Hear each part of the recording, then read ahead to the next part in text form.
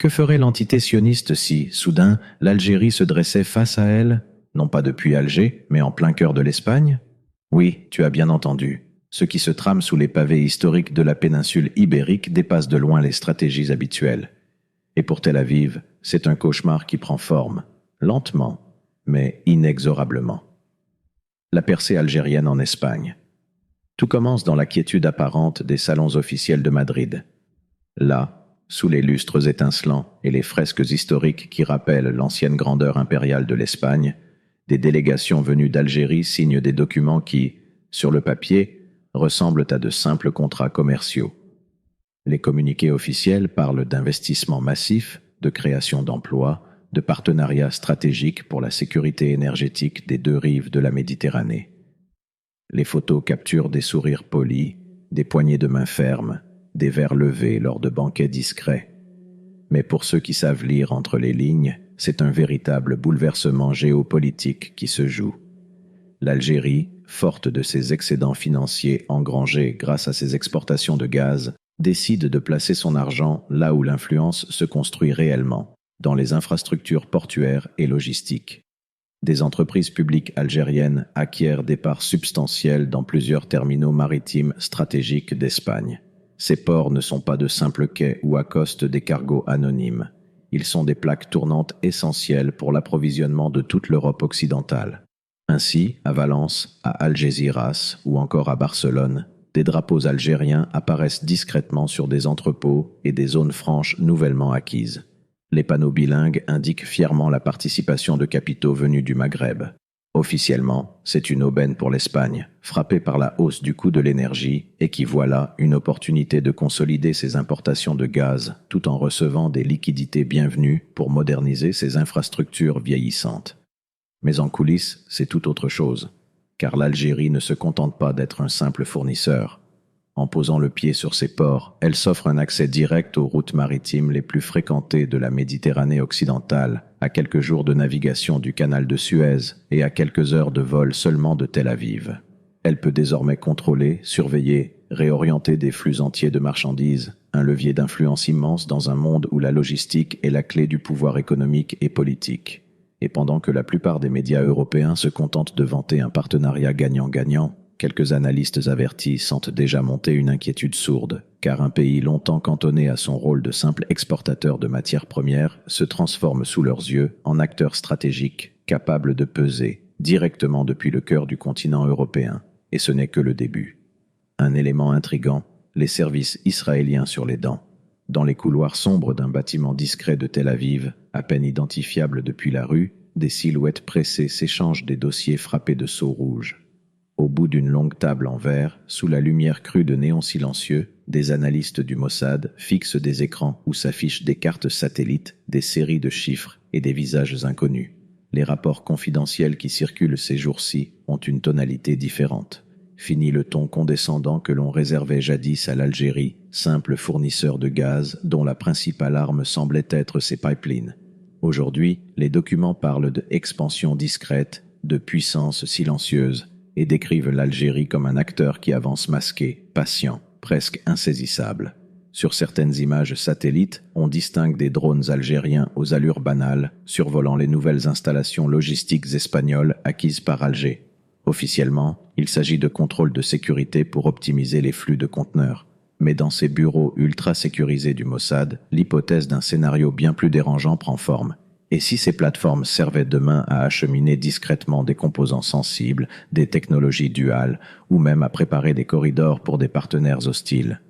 Les chefs d'analyse imaginent déjà des cargaisons banales, pièces automobiles, matériaux composites, appareils électroménagers, masquant des systèmes électroniques sophistiqués destinés à des alliances jugées gênantes pour Tel Aviv. L'angoisse est d'autant plus grande qu'avec ses nouvelles positions stratégiques en Espagne, l'Algérie peut désormais expédier ou recevoir ce qu'elle veut sans dépendre des hubs habituels, déjà largement infiltrés par les services occidentaux. Pendant ce temps, dans les salles de rédaction à Jérusalem, certains journalistes commencent à poser des questions, d'abord à voix basse, puis dans des colonnes timides. Jusqu'où l'Algérie compte-t-elle aller? Faut-il revoir nos doctrines de sécurité? Mais on sent bien que personne n'ose encore briser totalement le silence. Car avouer qu'un pays du Maghreb a réussi à pénétrer si profondément dans le cœur économique et logistique de l'Europe, c'est briser un mythe, celui d'une supériorité technologique et d'une hégémonie incontestée qu'Israël cultive depuis des décennies. Et dans le silence pesant de ses bureaux de renseignement, une seule certitude domine, quelque chose est en train d'échapper à leur contrôle, lentement mais sûrement. Un rebondissement inattendu, l'éveil de solidarité nouvelle. C'est souvent dans les chuchotements des couloirs feutrés que naissent les véritables bouleversements du monde. À Bruxelles, dans les annexes discrètes des bâtiments de l'Union européenne, des attachés diplomatiques échangent des regards lourds de sens et des dossiers confidentiels changent de main avec une prudence calculée.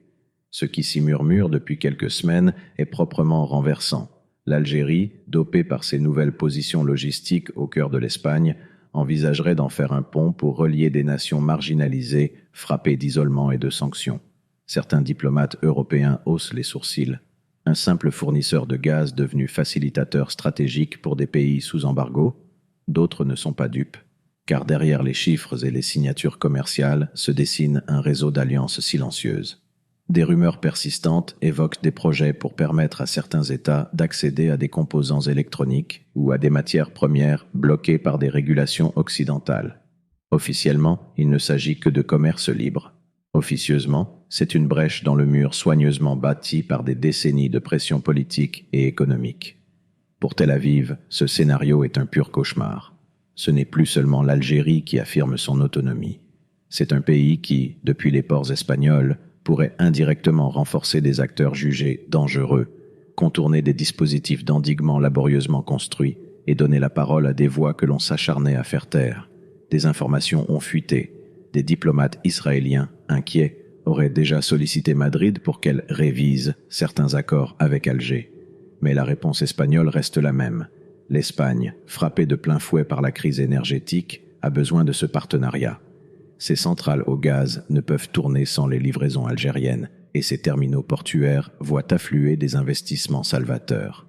Ainsi, la stratégie algérienne se révèle dans toute sa profondeur. Ce n'est pas simplement une question de pipeline ni de terminaux portuaires. C'est une toile patiemment tissée, reliant des pays souvent méprisés, leur offrant une porte d'entrée au marché européen et un souffle nouveau face à l'étau sioniste et occidental. Et pendant que certains diplomates tentent de minimiser la portée de ces accords, d'autres sentent bien qu'un ordre ancien pourrait vaciller, non pas sous les coups de canon, mais sous la force silencieuse et méthodique d'alliances imprévues qui redessinent déjà la carte des rapports de force mondiaux. Une analyse spirituelle. Quand Allah place ses serviteurs là où il veut, arrête-toi quelques secondes, ferme les yeux si tu le peux, et médite sur la subtilité du plan divin. Pense à la manière dont l'histoire s'écrit. Toujours au-delà des calculs des stratèges, toujours plus vaste que les ambitions humaines.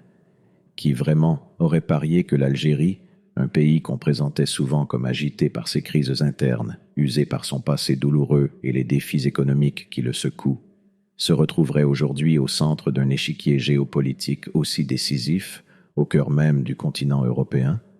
Wallahu ghalibun ala amri. Allah est maître en son commandement. Sourate Youssouf, verset 21.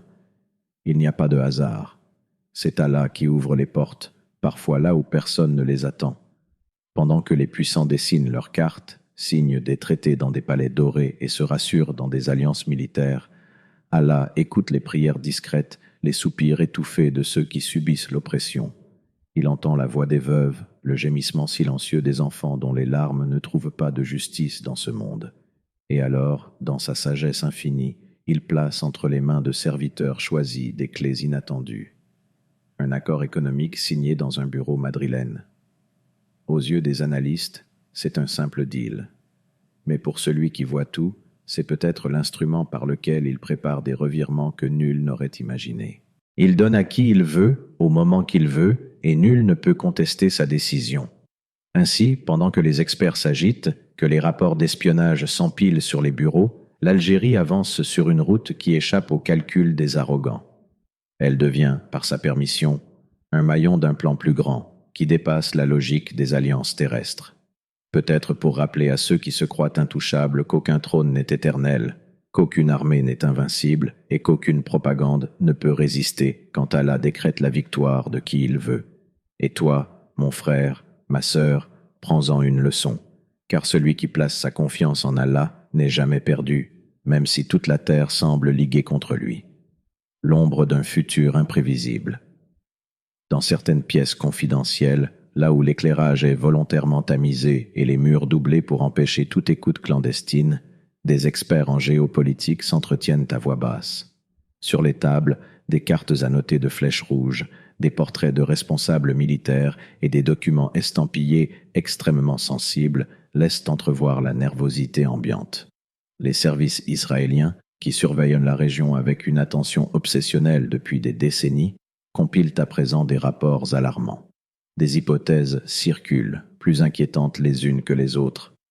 Et si l'Algérie, grâce à ses implantations stratégiques en Espagne, préparait le terrain pour acheminer discrètement des systèmes défensifs vers des mouvements de résistance? Des noms commencent à circuler, griffonnés à la hâte sur des bloc-notes, des factions connues pour défier ouvertement la domination sioniste, impatientes de recevoir des soutiens logistiques que nul ne soupçonnerait passer par l'Europe. Les analystes échangent des regards lourds, car l'histoire l'a prouvé, parfois à la douleur de ceux qui pensaient tout contrôler.